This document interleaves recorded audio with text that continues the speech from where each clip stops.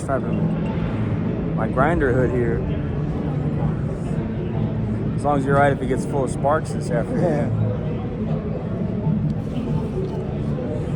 So we are at Starboard car shows, Vaughn Hot Rod. Tulsa, Oklahoma. Very far from California. It's cold out here. Oh yeah, it's windy. Holy smokes. Yeah. You fly in or drive in? No, I flew. Did you get any turbulence out here? Coming in a little bit. A little bit? Yeah. So, this is the first time I've ever been to Starboard. Cool. All right, we're done. Thank you very much. Good to see you. Wow. Killer Interview's work. over. So, I want to hear about this Vaughn, what Brian say? Vaughn Mahal? Vaughn Mahal. Yeah. What do you got going on in your house? You got the dragster on the wall? I got a dragster on my wall. I've got, cars everywhere, stockpiled. And see, I look at things as art. Yeah. So, 671 GMC blower is in my picture window with 2 floors on it, velocity stacks, Nice. butterfly scoop. That's a piece of art for me. So, a set of Hilborn injection system in my dining room on the table. My fireplace in my bedroom has a side draft blower for an old MG from the 60s. That's killer. So yeah, I've got stuff kind of like everywhere. I love it. So you said you're gonna have, is it just for you, or No, walkthroughs, or what's the deal? Yeah, we give private tours when diehard car people are in the area. Nice. We'll let them go through. It's not open to the public. Yeah. Well, how do they want people to hit you up? Like through Instagram or what? Yeah, you can find me. Everything is at Vaughn Hot Rod. You can Google or do Facebook, Instagram, Twitter, TikTok. It's easy to find me. Right on. What is the craziest thing you've ever pinstriped? Gosh, I did an interview earlier today for local news. Yeah. And he asked me that question. Yeah.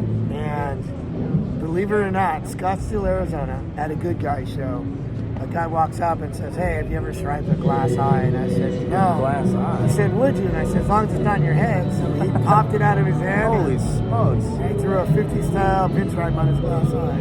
Oh, that's killer. Did you put it back in when you were done? Yeah. And I had to drive for 24 hours. Oh, jeez. So yeah, that would be the oddest thing I've ever done. Yeah, I didn't expect that. I was thinking like a toilet seat or something like that. Yeah, no, that's pretty Someone's common, eyeball. yeah. Wow. But it's so I had to have him put it back in because you think it's round and it's not. It's kind of like egg shaped and really odd. Yeah. And there was a plain white one, so you had to put it back in so I can put a dot, so I know where the center is. Wow. Then I did a 50 style design that went wide so you could see it. Oh. Yeah, it looked pretty cool. Everybody's all, "Did you do a bloodshot eye?" I said, "No, that's what's expected." Yeah. No, I did total pinstriping. Nice. I So bet you everybody can asked see him it where you got that done at. Yeah, that blue looks good on the black. These are from Benchmark Abrasives. They're kind of sponsoring our job downstairs. But yeah, good stuff. So when did you start pinstriping? It's been about 20 years now. 20 years. So, yeah. I've been pushing the brush around, and I learned I had a necessity. Because I had built one of the largest hot rod shops in the industry. Yeah. And I sold it, about 21 years ago now. Wow. And we were flipping cars. This is before internet, so we were buying and selling a lot of hot rods and custom cars and finishing stuff. And so I just started adding pinstriping to it just to try to kick higher. Yeah. So there's a few hundred cars that are out there that I never signed. Because I didn't think I was good. I was just trying to sell the car. And that's how I learned. My first, really when it went public, was I had to stripe a car on a Saturday in my shop, and I was kind of practicing. I sent everybody to lunch, and I sold the paints in my shop for years and sold the brushes. So I grabbed a can of paint off the showroom floor and a brush, and was on the glass case in my showroom floor in my hot rod shop, and I just messed around. A customer walked in and said, "Wow, I didn't know you knew how to stripe." And I said, "Yeah, I've been striping for hours." Yeah. It's true. And he goes, "Would you stripe my Merc?" And I said, "Absolutely." So went outside, I gave him a bid. I said, "The only catch is you have to leave it all day. I need it all day. Don't come early or anything like that." So that Merc wanted the hood done, the trunk, and the dash, 3 colors. It took me 9.5 hours to stripe that because I didn't know what I was doing. That's the very first car I ever did. Is that why you wanted it all day, just in case? I didn't know. And so what I did is I striped the color, forced it dry, and so if I messed up the second color, I could wipe off the second, not the first. Yeah, it took me 9 hours. Same car I can probably do now in about 45 minutes. Oh, yeah. Experience, huh? Yeah. Do you have any cars you built you wish you had back? That's hard to say because I've had a lot of cars. I mean, my 61 Caddy Bubble Top, I really like that car. That Bubble was Top. fun. Yeah. I did that in '98. I had it up until 2000. And it was all Camaro. It was all small block Chevy, automatic, air conditioning, disc brakes. But it was a 61 Caddy Bubble Top. Done 60 style with organ pipes and bongos in the back window. Yeah. Classy. So that one's really fun. Do you know where that one is right no, now? I don't. My 41 Ford, you know, the Hot Wheel, that's a good one. Yeah. A guy bought that sight unseen, called me on the phone and wanted to buy the car and said the car's not for sale. He said everything's for sale at the right price. And a week later I sold the car. So he paid up for that one. Nice. And that one was one, you know, that got away. Because that was my wannabe Barris, Dick Dean, George Barris custom. Yeah. And yeah, that one I really liked. And that one's gone. A 47 Lincoln. When everybody was doing 4950 Mercs, I did a 49 Lincoln Zephyr. I chopped that, did a custom of that. Let's talk about that. Let's talk about that. So you chopped it, right? Yeah. How did you cut it? How far did you go? I love chopping cars. So. I did. That one I did right about 6 inches. 6 5 inches? and like it was 3/4. Because the roof on those Zephyrs kind of just like, it's such a big car. It just pops right back. It pops up. Yeah. So I lowered the roof down. I've got a picture in my cell phone. I lowered the roof down. I didn't do a staggered chop. I just did a straight chop. Okay. And it worked out really good. It was real popular. I painted it turquoise. You know, of course, you got out skirts and dummy spotlights, the whole 50s. Yeah. 'Cause that's me.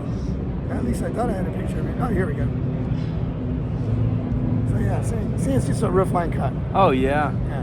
Yeah, that looks cool. So, What is the grills there in the front? That's stock, believe it or not. Stock, I okay. put a 37 Ford bumper on it. 'cause Okay, I didn't that's like the what's throwing bumpers me on off. it. And the bottom grill I painted instead of chrome because it was too much chrome for me. And I put regular Ford headlight rings on it instead of the Lincoln. The Lincoln, you know, they kind of come out. Right. So I changed that. You drive that much?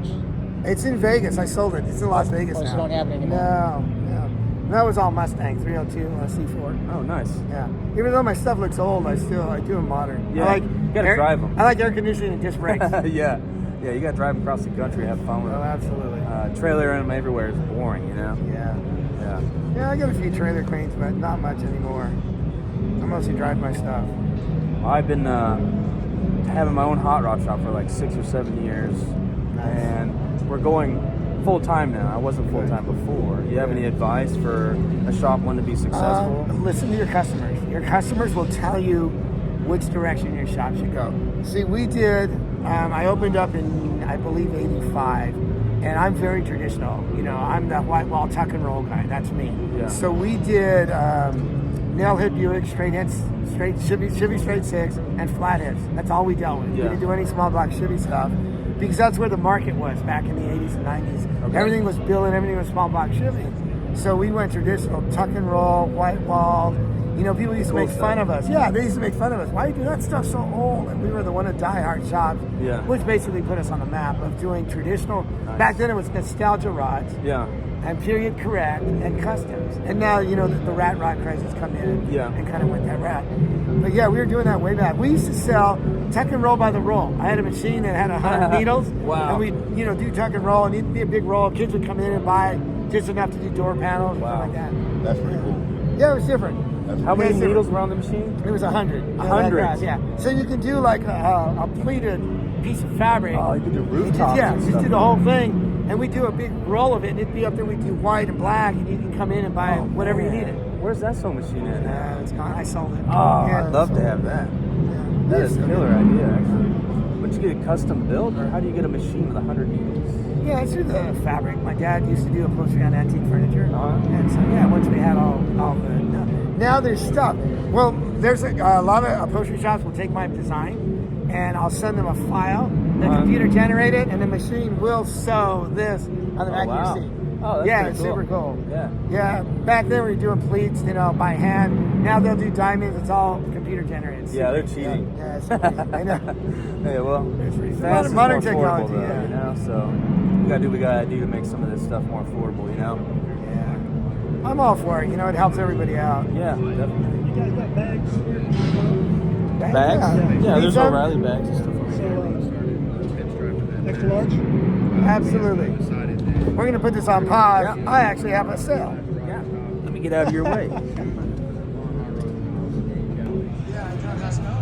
So they're 100% cotton. Now hot water wash it and dry it, and it'll shrink you from size. 100%. But it has to be hot water and dry it. I got my camera stand downstairs in my booth. back. Yeah, We're we're back. So I messed up and didn't bring my camera stand up here. Yeah, if you want to come down and chop something, you're more than welcome to. Dude, I got such baby hands. I haven't done any hard labor in a long time. When's the last time you chopped a car? Oh gosh, over 20 years ago. Really? What, Fred? It's been. I would man your booth for you if you wanted to go down there and work on that car. Yeah, that'd be so rare. Yeah. Randy, the owner, he would love that. But it's up to you. It's open invitation if you want to put some gloves on, throw some welds down or anything. Hey, AJ. You don't have any urges to build anything else or build something for you? I don't. I don't have the time anymore like I used to. Yeah. I used to love to create. I still have, as they say, your first car, not my actual first car. Yeah. They said my first car that I built, and I had some money at the time. Yeah. And so I still own that. I've had it for 41 years. I built it 41 years ago. What is it? It's a 54 business coupe. 54 business. Yeah. 54. 50. Gotcha. Yeah, 50. So I did traditional high school custom. It's not chopped. It's got your basic, white walls, tuck and roll. Oh yeah. Pipes. Killer. So yeah, did this one 41 years ago. Wow. It's got a flathead with 4-rail on it. Nice. On a regular 4-speed transmission. What intake are you running in? Offenhausen. Offenhausen? Yeah, you got Offenhausen heads. Front of Magneto. Yeah. Yeah, I really like it. It's very traditional. Hard to start because of Magneto, but Yeah. runs good. I have a mechanic that does all my maintenance work now, and I took it over to him. I go, I need you to check the water pumps on it. So we replaced the water pumps, put some head gaskets on. He pulled the heads off. He goes, "This thing's like brand new." I said, "Yeah, 41 years ago." Yeah. He Wow. goes, Good thing to care of it. Yeah. California's been nice to that motor. Yeah, Apparently. it's a great state to live in. But yeah, it's sunshine and high taxes. Yeah. Well, I'm going to be in your area. If you want to do like a walkthrough interview of your museum or anything like that, that'd be killer. Absolutely. It'd be a lot of fun. Yeah. People get to see what we're all about. Yeah. Well, we'll let Vaughn get back to work here. Thank you guys for watching. See you on the next one.